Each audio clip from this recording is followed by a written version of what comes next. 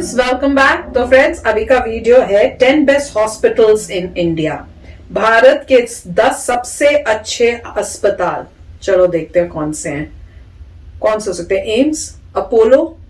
अब ये उन्होंने बताया नहीं कि गवर्नमेंट के बात कर रहे हैं कि प्राइवेट भी इंक्लूडेड है। स्कॉट है ना एक हॉस्पिटल मेरे ख्याल से। हाँ, चलो। तो मतलब ये पता नहीं है कि प्राइवेट और गवर्नमेंट की बात हो रही है कि सारे, मतलब कोई भी कैटेगरी। और जब बताएंगे लिस्ट तो पता चल जाएगा। तो फ्रेंड्स, वीडियो शुरू करते हैं और पता करते हैं। तो वीडियो शुरू करने से पहले अगर आप चैनल पर नए हो और आपने अभी तक सब्सक्राइब नहीं किया तो जल्दी से पहले सब्सक्राइब के बटन और बेल आइकन को क्लिक कर लो ताकि आपको हमारे सारे न्यू वीडियोस के नोटिफिकेशन मिल जाए जैसे हम अपलोड करें। अगर आपको वीडियो पसंद आता है please like and share. And हमारा दूसरा चैनल, ट्विटर, इंस्टाग्राम अकाउंट, सबके डिटेल्स है डिस्क्रिप्शन बॉक्स में, तो उनको भी सब्सक्राइब और फॉलो कर लेना। चलिए शुरू करते हैं। दोस्तों, कभी कभी हमें या हमारे परिवारजनों को स्वास्थ्य संबंधी दिक्कतों का सामना करना पड़ता है, लेकिन परेशान होने की जरूरत नहीं है क्योंकि हम आपके लिए लाए हैं भारत के 10 सबसे अच्छे अस्पतालों की सूची, जहां आप अपने स्वास्थ्य संबंधी दिक्कतों का समाधान पा सकते हैं। तो आइए जानें। और अगर आप इस चैनल पर नए हैं तो इस चैनल को सब्सक्राइब करके घंटी के चिन्ह पर क्लिक करना मत भूलिएगा। Number 10, GIPMER Puducherry.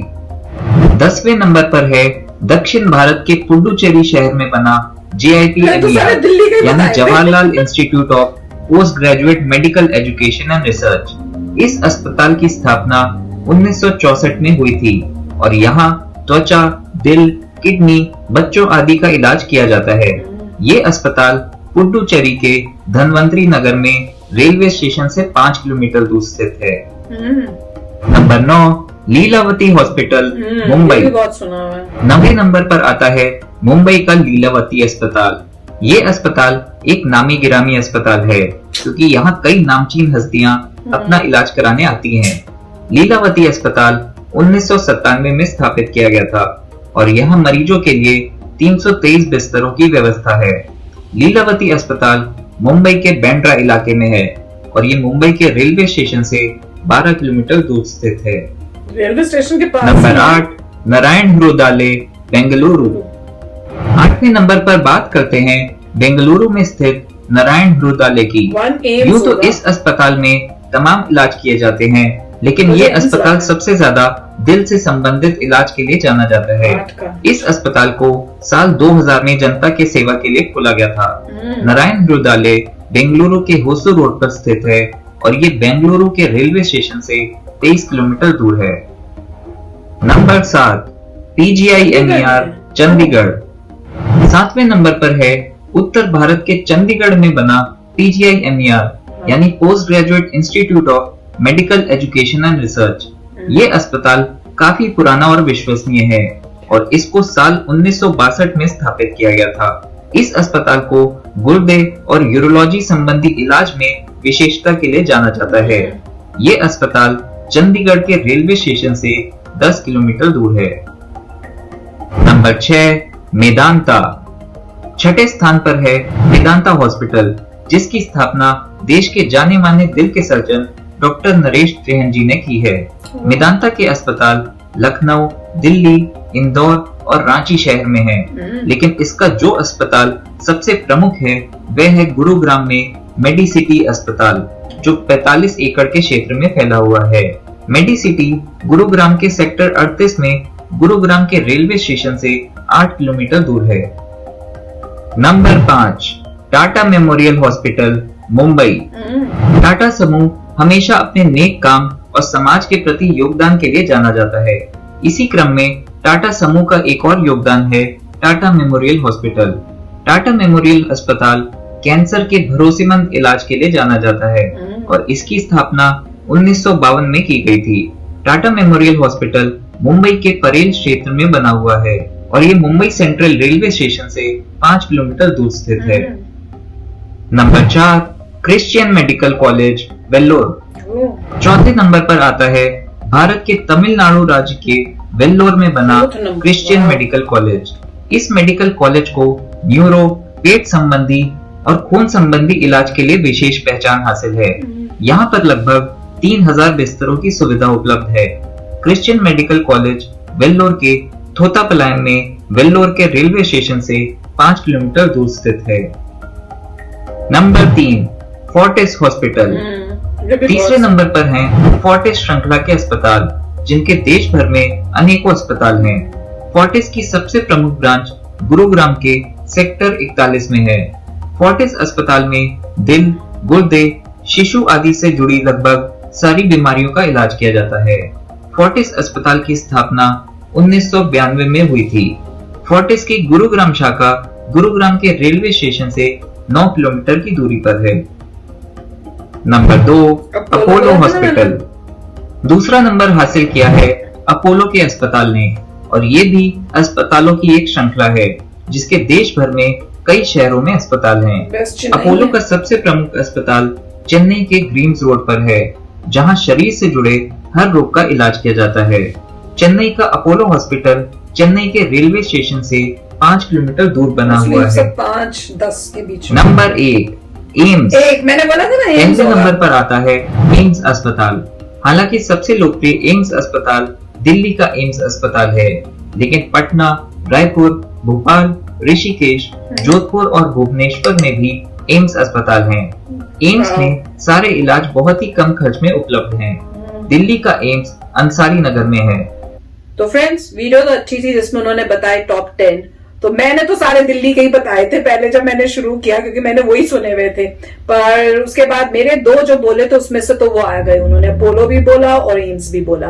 पर मेरे ख्याल से ये किस एंगल से बोल रहे हैं कि ये बेस्ट हैं, कि सर्विस कैसी होती है, कि उसमें उनके पास वहां पे बेड कितने हैं, या सब ओवरऑल करके उन्होंने बताया है जो पेशेंट्स हैं वो कितने सेटिस्फाइड होके आते हैं, वो सब देख रहे हैं कि कोई पर्टिकुलर कुछ लिमिटेड चीजें ही देखी हैं, उससे उसके ऊपर डिपेंड करता है। अब जो गवर्नमेंट हॉस्पिटल्स हैं उसमें तो मुझे लगेगा कि हाँ वहां पे तो अच्छा काम हो गई, पर जो प्राइवेट उन्होंने बोले वहां पे क्वेश्चन ये है कि आपने फैसिलिटीज तो सब दी हैं, पर आजकल के टाइम में पैसा कमाने का टेक्निक बन गया है वो तो उनका धंधा। इतनी मूवीज भी इस टाइप की बनी है कि वो आपके पेशेंट्स को ले लेंगे और बहाने मार मार के उसको बताएंगे। एक मूवी मैंने देखी थी, आपको अगर आपको याद हो, अगर आपने भी देखी है, जिसमें वो दिखाते हैं कि वो अपनी वाइफ को लेके आता है, बच्चे के साथ वाइफ को एडमिट किया जाता है, ऑपरेशन होता है, उसमें गड़बड़ कर देते हैं या कुछ हो जाता है और वाइफ की डेथ हो जाती है। ये बताते नहीं है पेशेंट को, गरीब लोग हैं वो उन्होंने ऑपरेशन का पैसा भी ले लिया उससे, उसकी डेथ हो गई है, पर उसको बताया नहीं रहे, उसको ऐसे दिखा रहे कि कुछ ठीक हो गया ऑपरेशन, ले जाते हैं कि अभी नहीं है, थोड़ी देर बाद बोल देंगे कि भैया कॉम्प्लिकेशंस हो गई हैं, तो अब ये फलाना फलाना करना है, आप इसका बिल पे कर दो, ये दवाइयां ले आओ, वो ले आओ, और उसके बाद 2-3 दिन के बाद बोलेंगे डेथ हो गई, जबकि जो है उनकी डेथ पहले से हुई थी। तो इस टाइप का उन्होंने जो है बनाया हुआ है, जैसे कहते हैं ना धंधा टाइप, मनी कलेक्शन सिस्टम। और ये भी सुनने में आया है कि कई हॉस्पिटल्स में तो वो डॉक्टरों को और सबको बोला होता है कि आपने इतना इतना पैसा जो है इतने टाइम पीरियड में इतना आपने कमाना है, तो वो फिर वो जो है पेशेंट्स को रखते हैं, बहाने मार मार के उनसे बिल कर करके करते हैं, तो वो सिचुएशन भी है। तो आई जस्ट होप कि इन सब जो हॉस्पिटल्स में ये सब ना हो, क्योंकि हमारे हिसाब से डॉक्टर का काम एक बहुत ही नोबल प्रोफेशन है, जिंदगियां देना, जिंदगी लेना या जिंदगी पैसा कमाने का एक जरिया नहीं होना चाहिए। तो बस यही एक होप है कि ऐसा ही हो, और सब जो डॉक्टर्स हैं जो मेडिकल प्रोफेशन में हैं वो इसको नोबल प्रोफेशन ही रहने दें।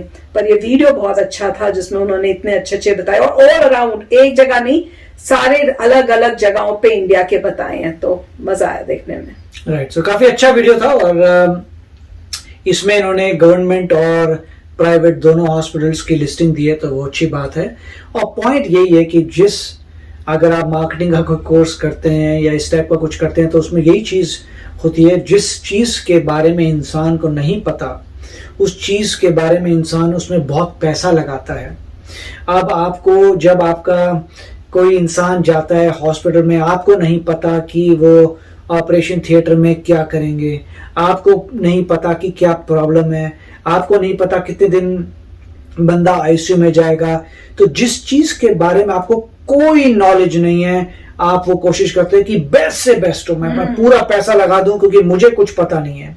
अगर आपको उस चीज के बारे में पता हो, तब आप जाके छानबीन करेंगे, इसमें ये कौन सा बेटर है, इसमें वो कौन सा बेटर है, कौन कहां पे जाएगा, कितना लेना चाहिए, कितना नहीं लेना चाहिए। तो नॉर्मल ये होता है क्योंकि लोगों को ज्यादा आइडिया नहीं होता, तो उसी चीज में वो जो हॉस्पिटल वाले होते हैं वो उस चीज का फायदा उठाते हैं। जैसे कई हमने एग्जांपल भी, लोगों ने मूवीज बनी इसलिए हैं लोगों को अवेयर करने के लिए कि मान लीजिए कोई ऑपरेशन थिएटर में जाता है, आपको कैसे पता है कि वो इंसान मरा नहीं है? अभी आपको कैसे पता कि मरा नहीं? हो सकता है मरा हो, ऑपरेशन थिएटर में चले गए, कुछ नहीं किया, पैसा ले लिए, वापस आ गए, आईसीयू में डाल दिया। बॉडी पार्ट्स भी तो बेच देते हैं, मूवियों में दिखाते हैं। करेक्ट, बॉडी पार्ट भी, आपको क्या पता? आईसीयू में आपने किसी बंदे को डाल दिया और आपको मिलने दे नहीं रहे, नहीं जी आईसीयू में है, तो आपको क्या पता, राइट?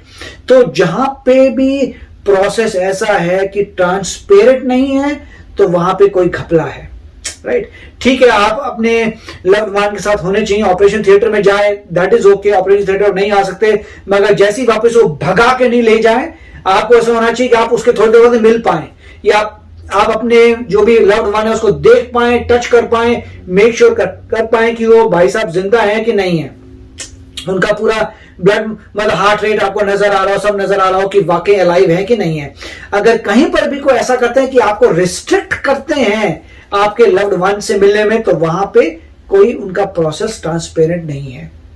यूएस में भी इतना टफ नहीं है, आपको मिलने देना चाहते हैं, और मगर करप्शन जो है मेरे ख्याल से हर जगह होती है करप्शन, जहां पे आपके पास नॉलेज नहीं है।